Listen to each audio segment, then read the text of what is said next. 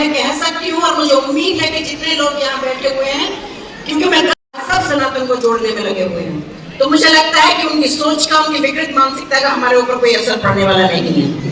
अभी बात हो रही थी भारत के संस्कार और जो भारत की राजधानी है, यहाँ की आवाज आपके पूरे देश में गूंजे। यहाँ से भारत माता की,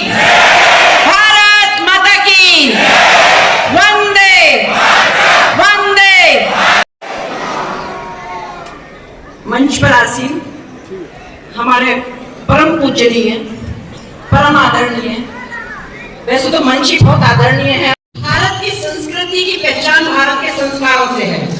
और अगर भारत के संस्कार ही चले गए तो भारत की संस्कृति कैसे बचेगी? और संस्कारों को बहुत कुछ जिंदा रखने की समाज के अंदर किस प्रकार जो है हमारे हिंदुओं का जो धर्मांतरण किया जा रहा है, नव विहार के माध्यम से हमारी बहन बेटियों को फुसलाकर प्रेम के जाल में फंसाकर उनको जो शोषण किया जाता है, और यहाँ तक कि उनको जो होते हुए बाहर में धकेल दिया जाता है। ऐसी स्थिति में जो सनातन धर्म का तो मर्म है कि अग्रो सर्वभूतेषु पंचाकर्मणा गिरा अनुग्रहदानशील सताम धर्म सनातन है। और सनातन धर्म को मानने वाला व्यक्ति किसी के प्रति कोई द्वेष नहीं रखता, वो तो सभी के कल्याण की कामना करता है। सर्वे भवन्तु सुखिनः सर्वे सन्तु निरामया सर्वे भद्राणि पश्यन्तु मा कश्चित् दुर्भाग् भवेत्, वो सबके कल्याण की कामना करता है। वही जो कट्टरपंथी है वो देखते हैं कि हमारे जो है मंदिरों को अपवित्र करते हैं, हमारा कोई भी धार्मिक अनुष्ठान होता है उसमें पत्थरबाजी करते हैं, यहाँ तक कि हमारे मंदिरों को भ्रष्ट करते हैं, मूर्तियों को खंडित कर देते हैं। और यहाँ तक कि अगर कोई मुस्लिम बाहुल्य क्षेत्र है उसमें अगर हमारा कोई धार्मिक जुलूस निकलता है तो वहाँ पत्थरबाजी करते हैं। तो ऐसी स्थिति में हिंदू समाज को जात पात ऊंच नीच के भेदभाव से मिटाकर सशक्त और संगठित हिंदू समाज की रचना की जाए, उसी लक्ष्य को लेकर सनातन हिंदू महोत्सव का आयोजन किया गया है। इसमें जो हमारे अखाड़ा परिषद के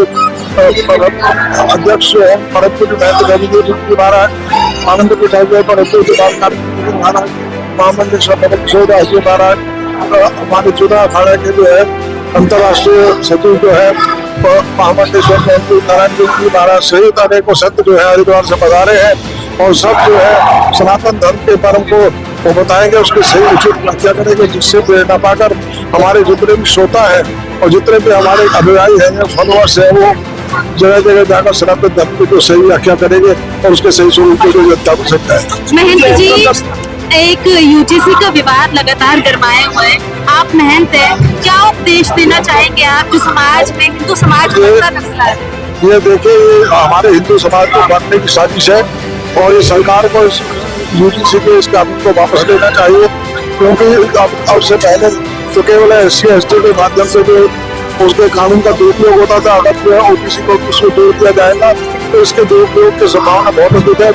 सुप्रीम कोर्ट ने इसकी व्याख्या करते हुए उस पर टिप्पणी की है और उस पर रोक लगाई है, तो हम भी सरकार से मांग करते हैं कि यूजीसी जो कानून है उसको वापस ले। महाराज जी, विस्फोट पंडित करके एक मूवी आई, ठीक है, इससे पहले भी आई थी पोंगा पंडित, ये क्या किसी